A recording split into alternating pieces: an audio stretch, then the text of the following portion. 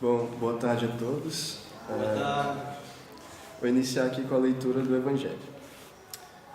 O Homem de Bem, capítulo 17, Sede perfeitos. O verdadeiro homem de bem é aquele que pratica a lei de justiça, de amor e de caridade em sua maior pureza.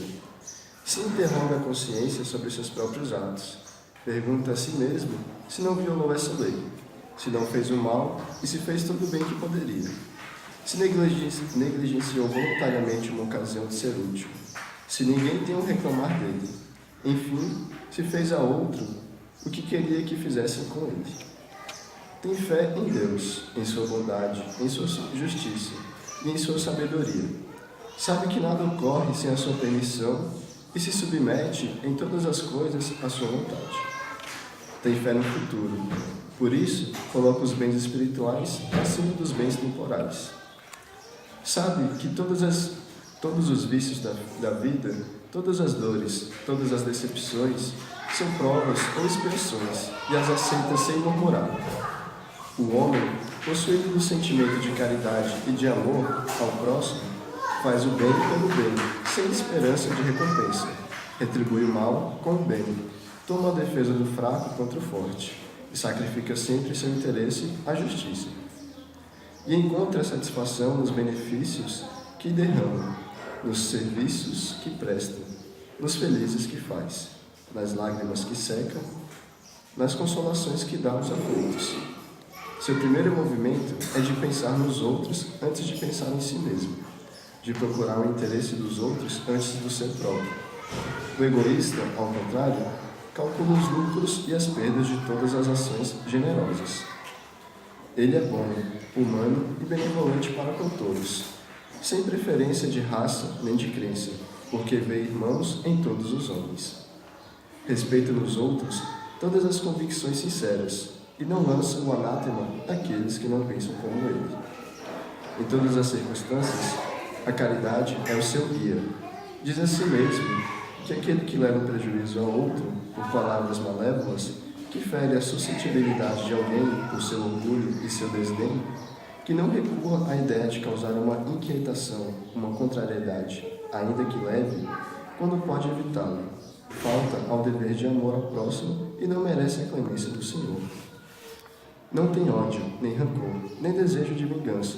A exemplo de Jesus, perdoa e esquece as ofensas, e não se lembra senão dos benefícios, porque sabe que lhe será perdoado como ele próprio houver perdoado. É indulgente para com as fraquezas alheias, porque sabe que ele mesmo tem a necessidade de indulgência, e se lembra dessas palavras do Cristo: aquele que está sem pecado, que atire a primeira pedra. Não se compraz em procurar os defeitos alheios, nem em colocá-los em evidência. Se a necessidade a isso o obriga, procura sempre o bem que pode atenuar o mal. Estuda as suas próprias imperfeições e trabalha sem cessar em combatê-las. Todos os seus esforços tendem a poder dizer a si mesmo no dia de manhã que há nele alguma coisa de melhor do que na véspera. Não procura fazer valorizar nem seu espírito nem seus talentos às expensas de outro. Aproveita, ao contrário, todas as ocasiões para ressaltar as vantagens dos outros. Não se envaidece, nem com a fortuna, nem com as vantagens pessoais, porque sabe que tudo que lhe foi dado pode lhe ser retirado. Usa, mas não abusa, dos bens que lhe são concedidos, porque sabe que é um depósito do qual deverá prestar contas, e que o emprego, o mais prejudicial para si mesmo, é de fazê-lo servir à satisfação de suas paixões. Se a ordem social colocou homens sob a sua dependência, ele os trata com bondade e benevolência, porque são seus iguais perante Deus. Usa de sua autoridade para erguer-lhes o moral, e não para esmagar com o seu orgulho. Evita tudo o que poderia tornar a sua posição subalterna mais penosa. O subordinado, por sua vez, compreende os deveres da sua posição e tem um escrúpulo em cumpri-los conscienciosamente. O homem de bem, enfim, respeita em seus semelhantes todos os direitos dados pelas leis da natureza, como gostaria que os seus fossem respeitados. Esta não é a enumeração de todas as qualidades que distinguem o homem de bem, mas todo aquele que se esforça em possuí-las está no caminho de conduzir todas as outras. Essa passagem é interessante porque ela mostra, que não precisa muito para você ser uma grande pessoa. Simplesmente o amor, o respeito ao próximo já pode te transformar em uma pessoa muito melhor do que você se encontra hoje, ou pensa que é. Porque foi exatamente isso que Jesus fez. Um homem totalmente simples, andava com todos e ajudava todos. Todos que vinham à sua procura, ele ajudava, seja com palavras ou com alguma outra coisa. Então, devemos nos esforçar para conseguir essas qualidades, para ser um homem de bem, ser melhor moralmente falando, ajudar o nosso próximo, respeitá-los, amá-los, facilitar a vida dele, como foi dito aqui, e não rebaixar, se nos encontramos em uma posição um pouco melhor que o outro, que possamos erguê-lo e não rebaixá-lo. E inúmeros outros exemplos. Bom, vamos fazer uma oração para iniciar a palestra. Então, convido a todos a fecharem os olhos. Muito obrigado, Pai amado, por mais essa oportunidade de estar aqui trabalhando, escutando a palestra, aprendendo um pouquinho mais na Casa Maria de Nazaré. Que possamos sair daqui melhores do que entramos, que possamos guardar as palavras de nosso palestrante em nossos corações, que possamos usá-la em nossa vida. Pai nosso que estais nos céus, santificado seja o vosso nome. Venha a nós o vosso reino e seja feita a vossa vontade, assim na terra como nos céus. O pão nosso de cada dia nos dai hoje. Perdoai as nossas ofensas e nos ensina a perdoar aqueles que nos têm ofendido. E não nos deixe cair em tentação, mas livra-nos de todos os males. Amém. E assim, passo a palavra ao palestrante Gilberto. Boa tarde a todos. Todo mundo bem? Semana foi tranquila?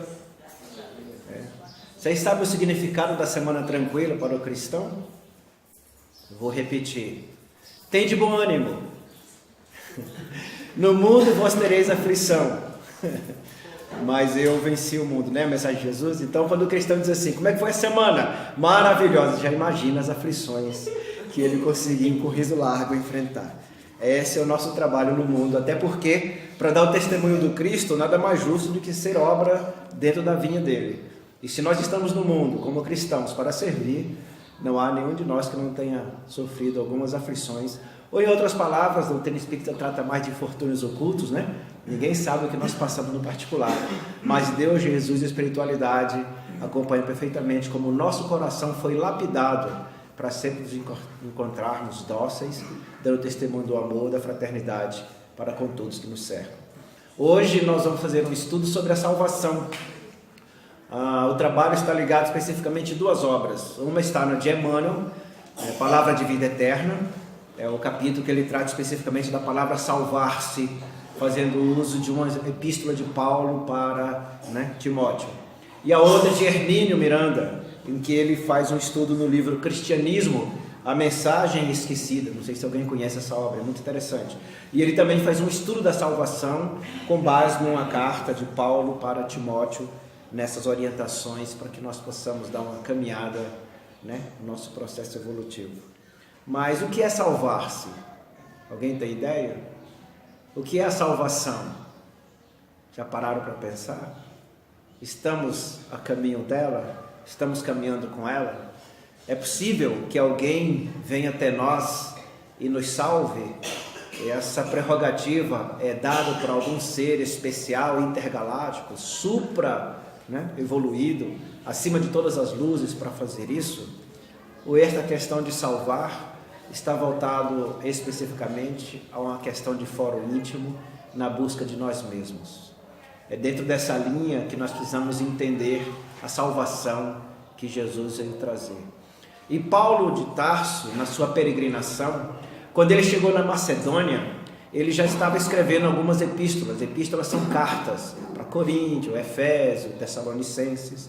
Mas ele começou a fazer algumas escritas chamada epístolas pastorais, cartas destinadas àquelas pessoas que faziam, nós chamamos hoje de evangelho no lar, ou o culto do evangelho, ou o estudo do evangelho. Naquela época não se usava a palavra evangelho, estudo da boa nova, ou então lições dos homens do caminho.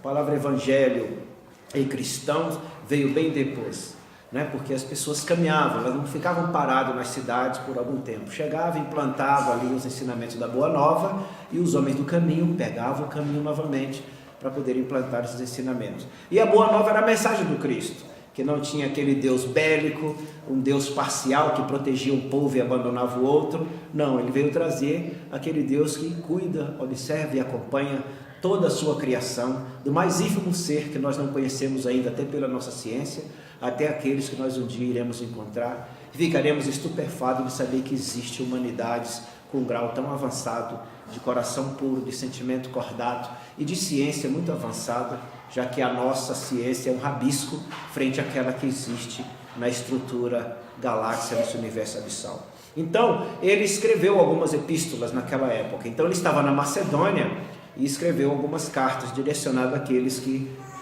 dirigiam os estudos, né? E uma delas, ele fala sobre a presença de Jesus entre nós. E foi a que ele escreveu para Timóteo, vai se encontrar em 1 Timóteo, capítulo 1, versículo 15.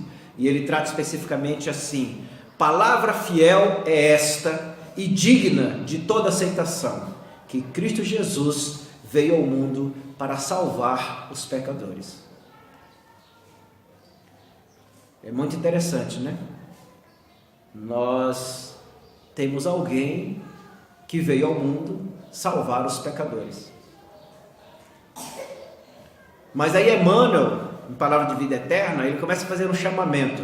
Mas será que ele veio, com essas palavras de Paulo, nessa afirmativa do texto profundo, ele veio assumir os débitos que o espírito humano tinha, carregou tudo consigo? No momento que foi crucificado e que o sangue foi vertido, nós já estávamos limpos e lavados, livres de todo o processo? Ou ele nos convida a ter uma postura semelhante a dele perante os algozes que nós encontramos na nossa vida? Que a doutrina espírita, a escola que tira o véu da ignorância, diz que não há algozes nas nossas vidas, não é? Mas sim credores semelhantes a nós e devedores semelhantes a nós, que estão entrando num ajuste de entendimento dentro daquela linha de amar uns aos outros e amar a Deus sobre todas as coisas. E aí ele faz esse questionamento. Emmanuel, em Palavra de Vida Eterna, ele fala que todavia nós ficamos esperando numa tradução muito simplória, de que já estamos livres de tudo, que esforço nenhum precisamos realizar, e aí de uma forma privilegiada, dependendo da escola religiosa que escolhemos, já estamos todos lavados pelo sangue do Cordeiro e nenhum esforço é necessário fazer.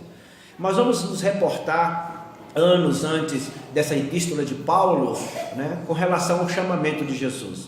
Vamos lembrar uma pequena passagem que muitos não prestam atenção, mas ele já vem falando do princípio da salvação em si, né? Ele diz assim: vinde a mim, vós que estáis cansado e oprimido, que eu vos aliviarei. Tomai de mim e aprendei, olha só, comigo, que sou manso e humilde de coração, porque o meu jugo é suave e o meu fardo é leve. Pois aquele que quer me seguir, negue-se a si mesmo, pegue as suas cruzes e siga os meus passos. Está aí a mensagem completa. Então esse processo da salvação na crucificação do Cristo, ela não é absoluta, ela é relativa, porque nessa lição há um chamamento para todos nós, que precisamos carregar as nossas cruzes, que precisamos seguir os passos dele, e aí sim nós teremos entendimento. Mas antes de chegar nessa lição, teve alguém que se aproximou dele e perguntou como poderia fazer para alcançar a vida eterna, a vida espiritual, ou seja, como eu posso chegar no céu? Na tradução moderna, como eu posso viver a vida espiritual, o mundo espiritual, definitivamente? Aí Jesus falou sobre as lições de Moisés, né, o decálogo e tal. Ele, eu já faço isso, respeito pai e mãe, né, eu não furto, não comprometo meus amigos, meus vizinhos, já cumpro a lei. Aí Jesus, que maravilha, então vá, venda tudo que tem e siga-me. Mas é importante ter algo muito maior do que isso. Um sábio do passado, antes de mim, né, lembrando aí Sócrates, já havia dito: conhece a ti mesmo, conhecereis a verdade, e a verdade vos libertará. chegamos na salvação. Neste momento, Jesus está confirmando aquele processo da negação interior, de estarmos vazios de nós mesmos. O que é estar vazio de nós mesmos? Retirar o egoísmo e retirar o orgulho de nós. E permitir que nós possamos ser cheios, inundados de quê? Da mansuetude e da humildade do Mestre. Para que nós possamos receber a mãos cheias, em abundância, o amor de Deus que já está dentro de nós. Mas fazer eclodir como uma pipoca quando nós colocamos numa frigideira com óleo quente ou não, e em que ela eclode em flor maravilhosa, mas não para ser observada, visualizada, mas para ser o quê? Mastigada, saboreada, consumida. Assim é o ensinamento de Jesus para nós dentro da Boa Nova e ao mesmo tempo a mensagem de Deus em nossos corações com a escola consoladora que é a escola espírita. Então Emmanuel chama a atenção de que nós precisamos ter em mente de que o que acontece hoje, a época que antecedia a chegada de Jesus, também se mantinha assim. O salvar-se é estar no meio de uma estrutura de infortúnio, de flagilício permanente e de dificuldades que Mamon gera para nossas vidas, quando nós buscamos ter uma vida serena, humilde, a serviço do próximo, como foi lido aqui na introdução sobre o homem de bem, que está preocupado mais com o próximo do que consigo mesmo. E aí Emmanuel chama a atenção em palavra de vida eterna, que antecedendo a chegada do Cristo, o que acontecia na terra? Estavam lá os gregos com a sua filosofia especulativa vazia, porque permanece inclusive até hoje, porque não trouxe nenhum sentido de melhoramento à humanidade, traz no campo da razão, do pensamento, do conhecimento, para a discussão de entendimentos e interpretações da vida, mas não nos enche num processo de maturidade espiritual e até do ponto de vista mesmo moral para o espírito evoluir. Estavam lá os gregos cuidando das suas filosofias, estavam os egípcios perdidos nas suas riquezas, nos seus atos e no seu cotidiano. Estavam lá os judeus com quê? Com seus atos discriminatórios, seus preconceitos. E estavam lá os senhores escravizando e o mundo ainda cheio de escravos. Emmanuel chama atenção para isso. Há alguma diferença daquela época para hoje?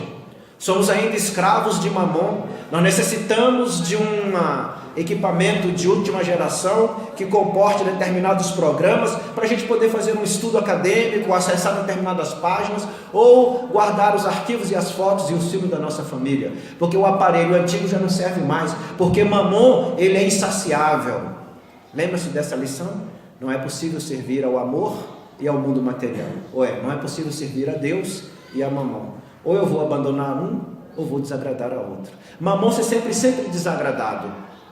Quando ele percebe que está sendo desagradado, ele cria mecanismos para que nós ficamos bitolados, direcionados àquela necessidade, que é uma necessidade que a traça, a ferrugem corrói em pouco tempo e vamos ficar vazios sempre de nós, tentando se salvar com quinquilharias de objetos do mundo, sendo que na realidade devemos salvar a nós mesmos dentro do salvar-se a si, no Evangelho que o Criador deixou através das massas do Cristo, não por aquilo que foi escrito por ele, mas pelo exemplo que ele deu quando estava encarnado entre nós, tratando a todos como os iguais. Então Emmanuel diz em Palavra de Vida Eterna que não há nenhum privilégio de bandeira, nenhuma denominação religiosa que vai fazer com que nós possamos ser salvos. Não vai haver nenhuma criatura que no entendimento derramou o sangue do Cordeiro em amor do nosso pecado, em razão do nosso pecado, que isso vai ficar de forma gratuita, porque o convite dele já era específico.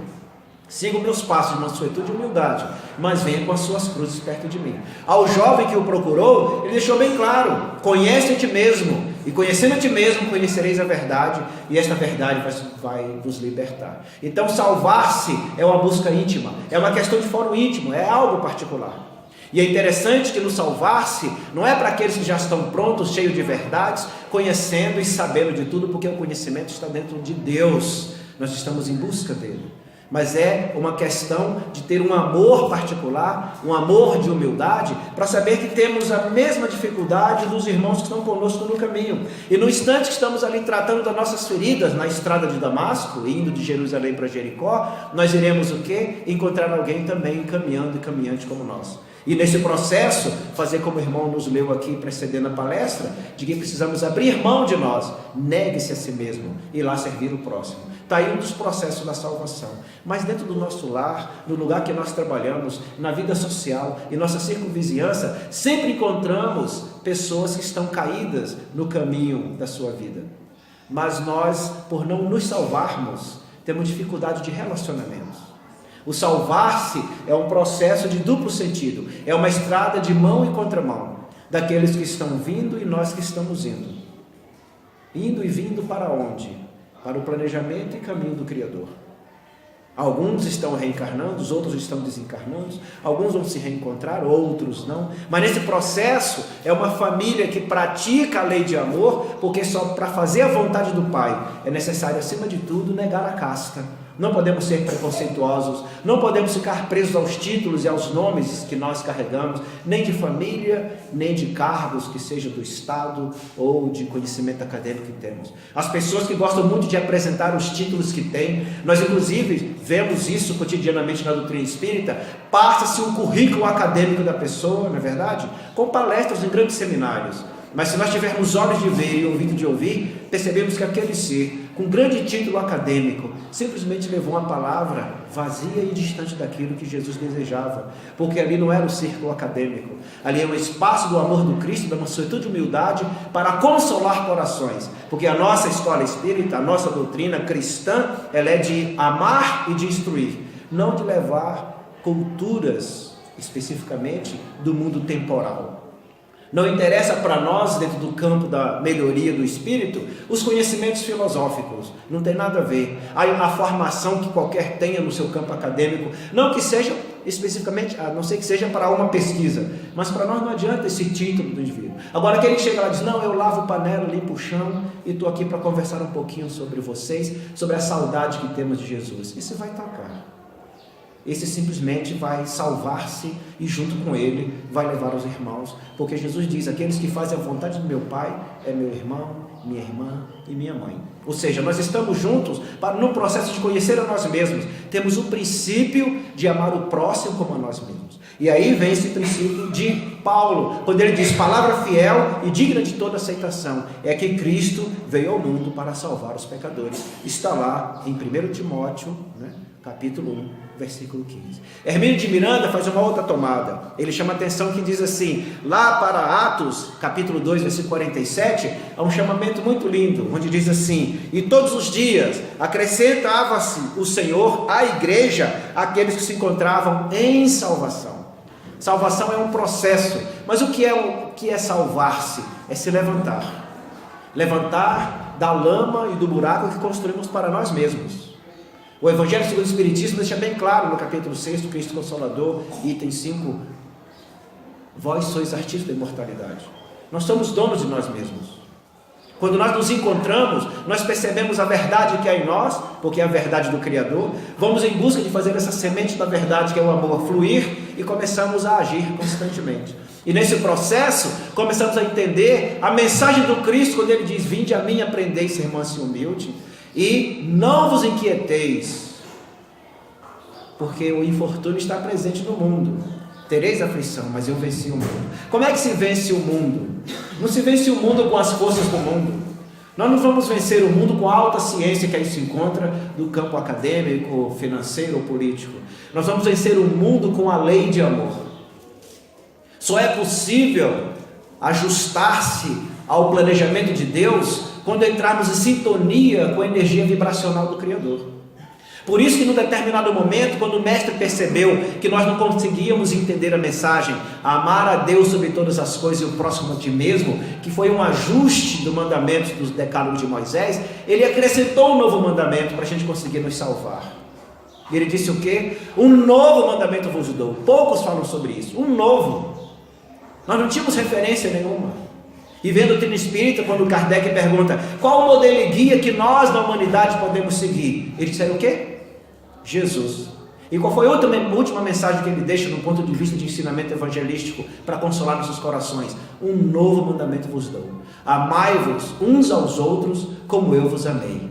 Bom, então vamos pensar. Jesus foi bem tratado no período que ele passou aqui na Terra? Não. Mas ele não era um homem bom, um homem de bem? Além de bom, era um homem de bem. Os irmãos aceitavam que Jesus ficasse dentro de casa? Não. Pediu para a mãe, sai com esse maluco daqui. Lá aparece escrito assim, olha, Jesus está fora de espírito, Fora de espírito está maluco, está louco, tá? Naquela época a tradução é essa, está fora de espírito. Aqui está bilolado, está pinel. E aí a mãe, já sabendo da característica de Jesus, falou: ó, deixa eu cuidar dos 14 que estão comigo e vai seguir sua vida, né? E Jesus teve que sair de casa. E tem uma passagem muito significativa que ele volta para a cidade onde a família residia, e ele está lá numa casa atendendo a todos, né? E de repente os discípulos dizem assim: olha, sua mãe e seus irmãos te chamam lá fora para uma reunião, né? Estão lá, estão querendo conversar contigo, porque está uma barra-burda. A cidade aqui tem 120 pessoas, você colocou 3.000 aqui dentro, não tem comida, não tem lugar para ficar e tal. Aí Jesus aproveita, como grande educador que é, e diz assim: mas quem é minha mãe e quem são meus irmãos? Minha mãe e meus irmãos são aqueles que fazem a vontade do meu Pai. Nós fazemos a vontade do Pai? Em que momento nós fazemos a vontade do Pai?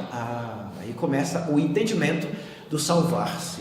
É no sacro ofício. Sacro é santificar, ser úmido, ser humilde, aliás, ser manso e humilde. É a mansutude e humildade que ele diz lá, para o fardo ficar suave e leve. Então o sacro é santificar. E o ofício é um trabalho que nós temos como pai, como marido, como sogra, como genro, como nora, como vizinho, como professor, como motorista, como gari, como diarista, como padeiro, como palestrante. Onde é que nós vamos dar testemunho da palavra de Deus? Quando nós entramos no sacro ofício. E o que é o sacro ofício, meus irmãos e minhas irmãs?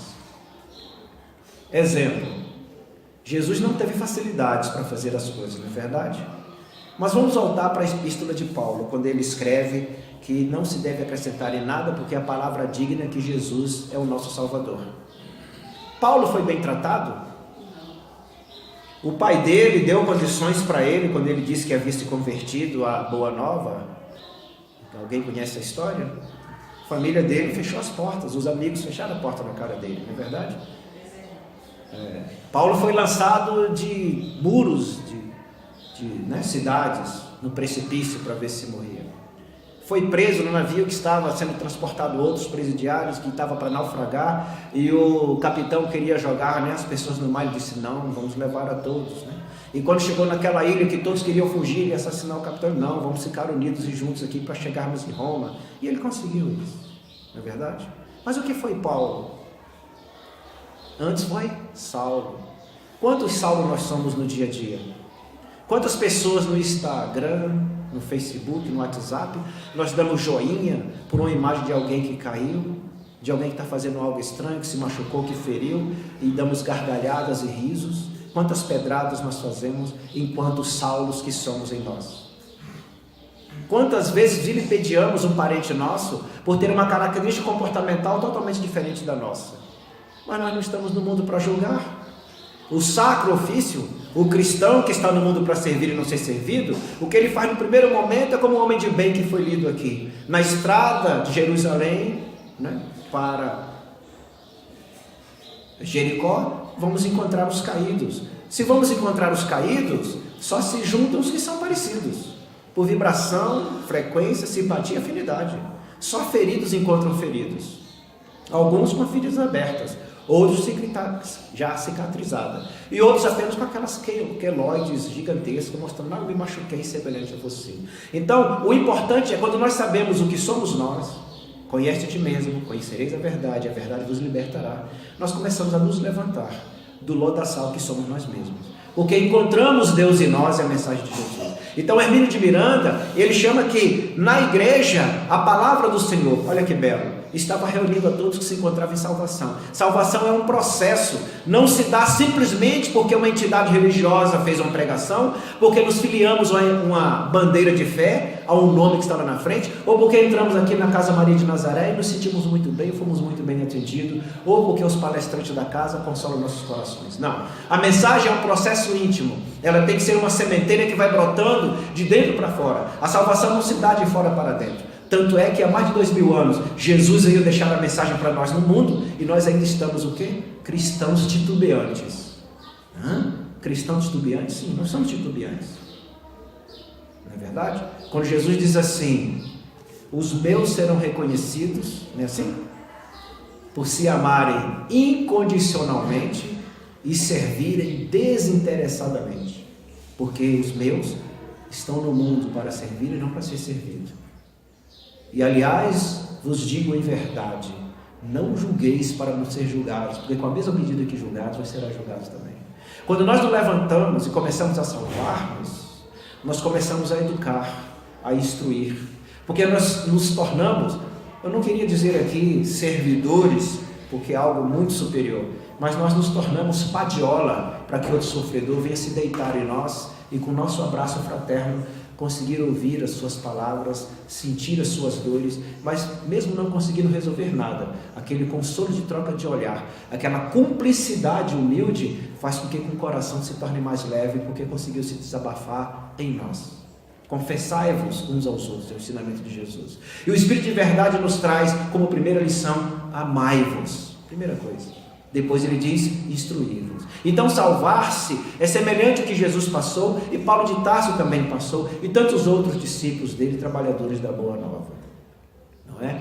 No primeiro momento foram perseguidos, vigiados, e depois entraram o quê? Foram lapidados.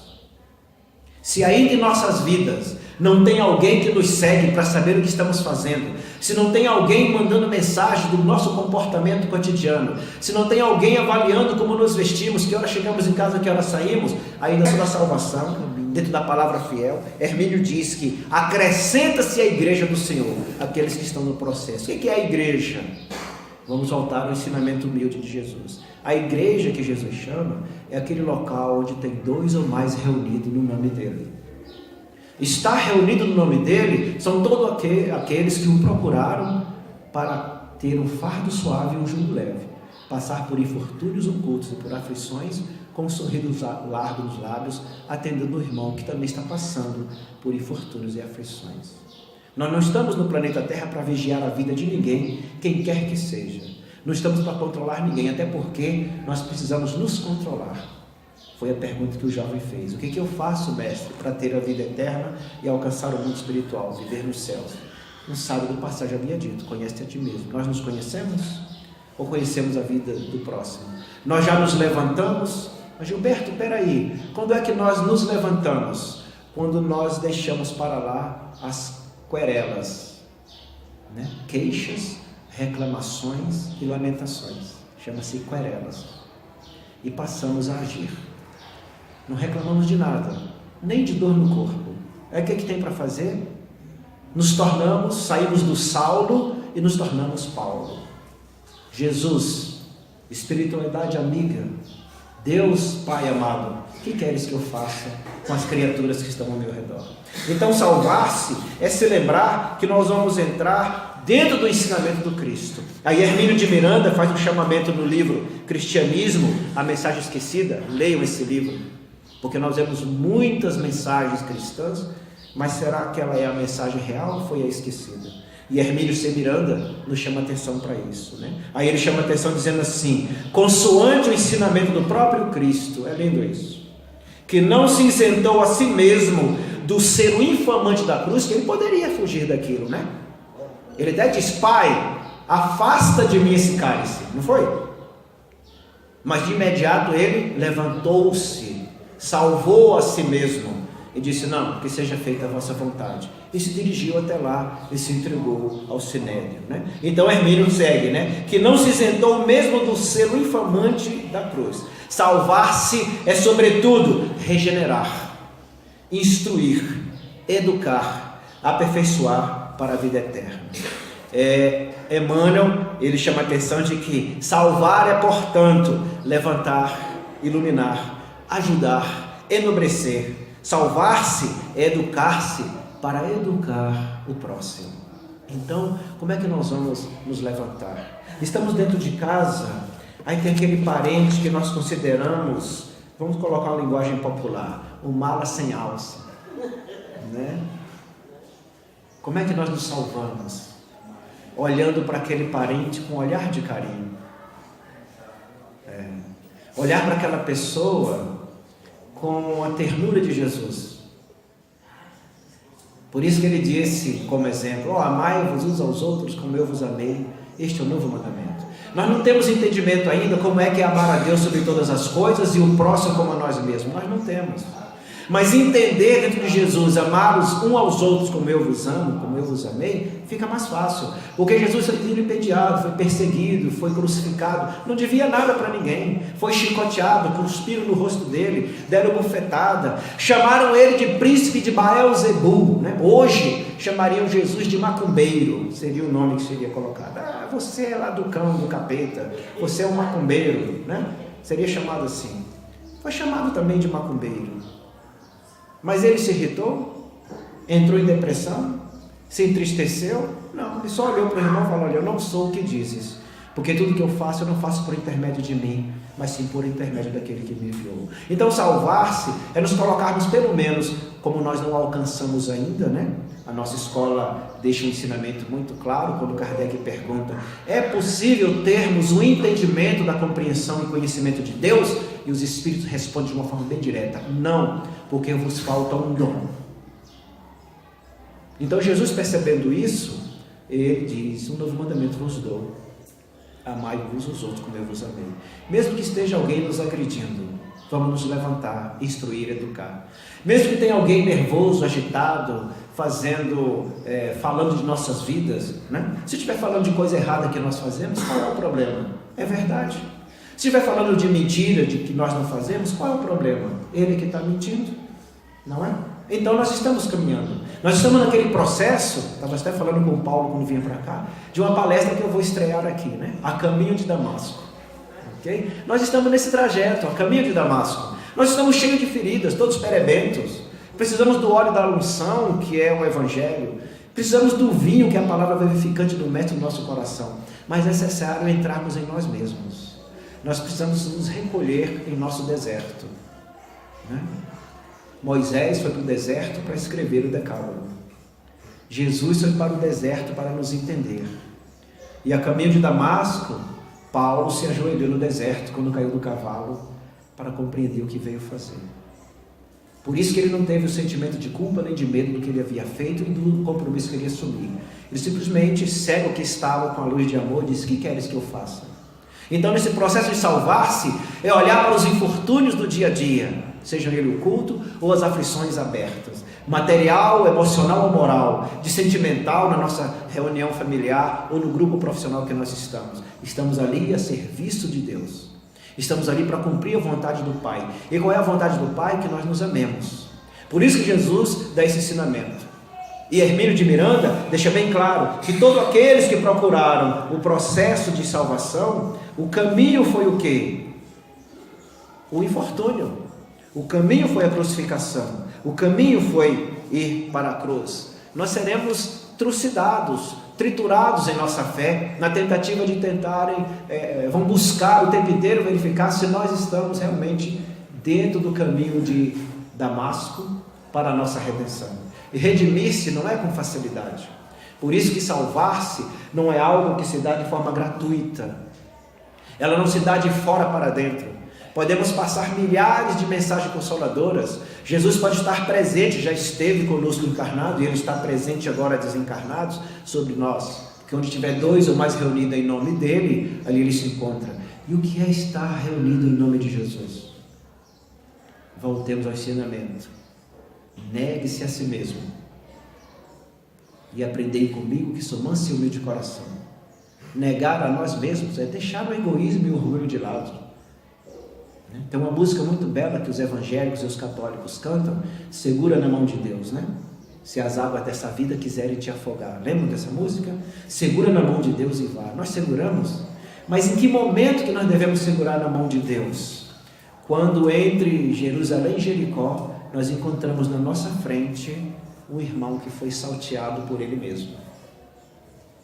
Quando nós encontramos um parente drogatício, nós encontramos um parente nervoso, nós encontramos um parente depressivo, nós encontramos um parente atormentado, neste momento, está ali na nossa frente a criatura que Deus diz assim: eis a sua capacitação. Coloca na tua frente o marido, o filho, o vizinho, o patrão, o estranho na rua, que na doutrina espírita diz que não é estranho, para que possa fazer a obra de Deus naquele coração. Mas como nós ainda somos Saulo, nós olhamos para o relógio, vou chegar atrasado no trabalho, vou perder o dia, tenho outra coisa para fazer. Nós estamos sempre apressados, não é assim? Estamos sempre apressados, mas salvar-se demanda tempo. Por isso que Hermínio de Miranda chama atenção no capítulo de Atos, capítulo 2, versículo 47, onde deixa bem claro: a todos os dias é sempre, tá bom? Acrescentava-se o Senhor à igreja aqueles que se encontravam em salvação. Encontrar-se em salvação é um processo, e aí eu preciso observar para dentro de mim o que me incomoda. Não é o outro que tem que dizer. Daí a gente tem um cuidado enorme de quando estamos ouvindo uma preleção, uma palavra edificante, se ela é edificante mesmo. Porque quando começa a aparecer lições de moral, que a nossa escola cristã, espiritista, não é moralista, ela é moralizadora, porque ela retira o véu de nós mesmos e nos permite fazer o trajeto do bom samaritano. Permite que nós venhamos descer do cavalo. Saulo caiu, mas a doutrina espírita impede que nós venhamos a cair. Permite que nós possamos descer da nossa montaria de egoísmo e de orgulho, olhar para nós mesmos, observar as feridas e permitir que Deus faça obra em nós. Permitir que essa pipoca que somos nós possa explodir com o óleo quente do Evangelho e sermos temperados pelo vinho da gratidão quando nós estamos ajudando o próximo que está mais necessitado do que nós. Nesse momento entra o sacrifício, nesse momento entra a crucificação, porque vamos ficar noites sem dormir, vamos afastar um pouco de nossas famílias, não é assim? Aquele que não deixar o pai e a mãe, amor de meu nome, não é digno do reino de Deus. Está bem claro isso, né? Aquele que me negar perante os homens, eu o negarei perante o Pai. Meu Deus, Gilberto, que coisa estranha. Jesus, um ser de luz, tão dócil, tão cordato. Mas o que é essa negação? Em que momento nós negamos o nome de Jesus perante as criaturas? Em que momento nós deixamos de levar Deus perante as criaturas? Quando nós deixamos de amar. Todas as vezes, queridos e queridas, que nós nos melindramos com alguém, todas as vezes que nós falamos mal da vida de alguém, nós estamos cumprindo duas coisas. Ao melindrar, estamos deixando de amar uns aos outros como Jesus nos ama. Ao falar mal da vida alheia, nós estamos descumprindo o ensinamento de Jesus, que eu não julgueis para não ser julgado. É negar. Então, não é um princípio de abrir a Bíblia, o Evangelho segundo o Espiritismo, o Novo Testamento, não é nada disso. É no ato do cotidiano. Sei que sou alguém que precisa de salvação, mas meu colega também precisa, vou prestar atenção nele. Por isso que Jesus, na carta, para Timóteo, ele deixa bem claro: a palavra fiel é esta, digna de toda aceitação, que Cristo Jesus veio ao mundo para salvar os pecadores. O que é pecar? Um silêncio, né? Pecar é perder o foco, é pegar um atalho. Na linguagem do arqueiro, quando eles iam atirar a flecha no alvo, né? Já viram aqueles círculos concêntricos? Tem um círculo pequenininho todo fechado, que chama de mosca, e para a pontuação tem os círculos maiores, né? Nas Olimpíadas aquele tem uma pontuação para se ganhar a medalha. Quem acerta mais o círculo do meio já vai se qualificando para ir para a medalha de ouro. Quem acerta menos vai para a de prata, e quem errou muito vai para a de bronze, né? Então, nesse processo, o pecar, quando o arqueiro tentava acertar o alvo e não acertava, ele dizia assim: ih, pequei. Igual hoje, num determinado local que nós estávamos, um jovem perguntou para mim: Gilberto, quem vai me julgar? Fica por isso mesmo? Os erros que eu cometi ficam em abertos, já que Jesus carregou para si na cruz? Eu falei assim: mas por que Jesus pediu para a gente seguir os passos dele? Por que Jesus pediu para amar uns aos outros como ele nos ama? Por que ele chama a atenção de que não existe fé sem obras? E por que ele diz ao mesmo tempo que quando vier o homem, vai reunir as nações, vai separar os bodes de um lado e as ovelhas do outro? E aí se pergunta: mas como é que é isso? Como é possível? Se reconhece as ovelhas porque dão de beber, dão de vestir, visita o presidiário, vai no hospital, olha quem está doente, hospeda quem está viajando. Aliás, aquele que dá um simples copo de água a um desses aflitos tem galardão no reino de meu Pai. Então todos os dias nós precisamos estar atentos de que ser pecador é perder o alvo. E um detalhe muito interessante para nossos corações, não está aqui falando-se dos vícios de mamon, os vícios externos, não. Estamos falando dos vícios íntimos, das dores da alma, o sentimento de afeto e de ternura que nós precisamos ter. Quando Jesus diz: somente os mansos herdarão a terra, ele está chamando a atenção aos que têm brandura de coração.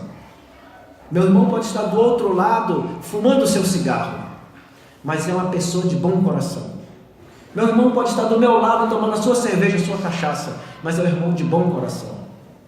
De repente, ele atende mais necessitados, ele alivia muito mais infortúnios ocultos do que eu, que não uso cigarro, não uso bebida, não uso nada.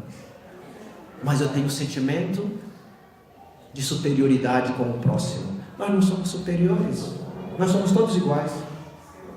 Jesus se mostrou tão iguais a nós, que lavou os pés dos discípulos e na praça pública se ajoelhou, autorizando a todos dar pedrada naquela mulher. E no momento inusitado, onde todo mundo detestava um ser humano, colega da mesma cultura, da mesma ethos, do mesmo lugar, nossa, mas você vai se hospedar na casa de Zaqueu, um cobrador infame de impostos que defende lá o direito dos romanos? Só que eles nos olhavam que o dinheiro que os romanos recebiam construiu as bacias para eles terem água de reserva, colocava canalização para a rede de esgoto, colocava calçamento na cidade, porque eles eram individualistas, muito egoístas, ainda são até hoje, né? Não tem um muro lá em Israel, Palestina, né? Não estão lá se separando, continuam, não mudaram nada.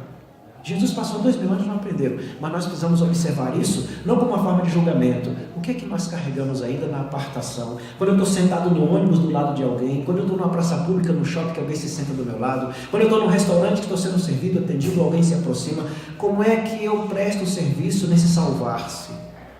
Como é que eu estou levando a mensagem até lá? Então quando o jovem perguntou hoje, não vai ter nenhum julgamento? Não, porque a consciência do julgamento, a potencialidade para essa análise, Deus colocou em nós. Quando Paulo de Tarso, o caminho de Damasco, disse: o que queres que eu faça? Ele seguiu em frente. Não teve medo do que iria subir, nem assumiu o sentimento de culpa pelo dano causado. Entrou no serviço. Nós precisamos fazer isso todos os dias, na nossa casa, no trânsito, no local que nós visitamos. Salvar-se é levantar, é como diz Emmanuel em Palavra de Vida Eterna, é iluminar, é ajudar, é enobrecer. Salvar-se é educar-se para educar o próximo. Quando eu controlo minhas emoções, quando eu deixo de levar, né, a irritação à flor da pele e passo a engolir aquilo e entender o próximo como a mim mesmo, eu começo a me levantar. E nessa hora, depois a pessoa volta e me pede desculpas. Eu digo: desculpa de quê, meu irmão? Você não me fez nada. Porque realmente não fez. Deus não deixa ninguém atacar nossos sentimentos, porque nem Ele compromete nossos sentimentos. Se nós ficarmos nervosos, irritados, é porque nós não nos levantamos ainda. Então, queridos, vamos lembrar que no instante que começarmos a ser perseguidos, alguém observar as nossas vidas, começar a acompanhar os nossos passos, mandar recados sobre tudo que nós estamos fazendo e, acima de tudo, levar mensagem negativa sobre a nossa imagem, já o que nós somos negativo mesmo por natureza, significa que nós estamos começando a levantar. E aí chegou o momento da humildade, de pedir a Jesus e a Deus que nos capacite na mansuetude e na humildade, para que nós não venhamos dar com a mesma moeda sobre aquele que vem nos perseguir. E lembrando que todos aqueles que entraram na mensagem da igreja do Cristo, todos eles se tornaram mártires. Não houve ninguém que teve galardão. E no plano espiritual, todos os seres angelicais, eles sofrem por nós, sem ter necessidade de sofrimento nenhum. Nosso anjo guardião, os espíritos de luz que nos assistem, os católicos evangélicos. Então, boa tarde. Hoje o nosso companheiro Gilberto fez a nossa palestra. Gilberto, eu estou perdido e preciso ser salvo? Salvo de nós mesmos. Por isso precisamos prestar atenção nessa perdição que somos nós, né? Quando Jesus ensina assim: seja prudente como a serpente e inocente como a pomba, não é isso? Quando a serpente está em perigo, qual é a primeira coisa que ela faz? Ela ataca? É? Não. Quando ela está em perigo, ela faz o quê? Se recolhe. Nós nos recolhemos em nós mesmos. E na hora que nós percebemos que algo é muito intenso, o que nós devemos fazer? Ficar engolindo o veneno em nós mesmos? Não, sair daquele espaço, alçar voo como a pomba.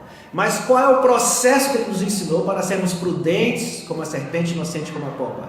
Chama-se vigiai e orai. Vamos vigiar o nosso pensar, o nosso sentir e o nosso agir. Neste momento vamos conhecer a nós mesmos. Na hora que nós entrarmos em oração, nós estamos fazendo evocação de quem? Do divino. Aí a criatividade vem no nosso pensamento e começa a vir no centro da nossa cabeça algumas respostas para a nossa autossalvação. E aí nós vamos fazendo as escolhas, porque existe uma chamada lei do livre-arbítrio. O Criador não vai nos impedir de nós fazermos as nossas escolhas. Alguns de nós escolhem alguns atalhos, outros caminhos retos, outros caminhos do meio. Mas o Criador vai estar nos amando sempre assim. E essas experiências vão se dar de que forma? Semelhante ao filho pródigo que pediu parte da herança para enfrentar a vida por conta própria. Nós chegamos para Deus e diz assim: me faça para mergulhar na carne, me dê vida em abundância. O que é vida em abundância? Corpo, braço, perna, olhos, mãos, inteligência, para poder agir, para conversar, para abraçar, para sorrir e atender o meu próximo. Mas às vezes esquecemos disso.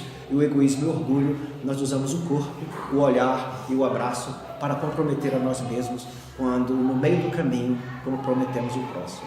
Então salvar-se ou estar perdido é quando deixamos de olhar para dentro e ficamos olhando só para fora. Tenhamos cuidado disso, porque a mensagem é bem clara: não é possível se virar o amor, que é Deus, e a mamon, que é o mundo material. Ou vamos abandonar o amor, que é Deus, ou vamos desagradar a mamon, que é o mundo material. Mas é possível fazer isso, já que estamos na carne, atender aos dois? Simplesmente amar.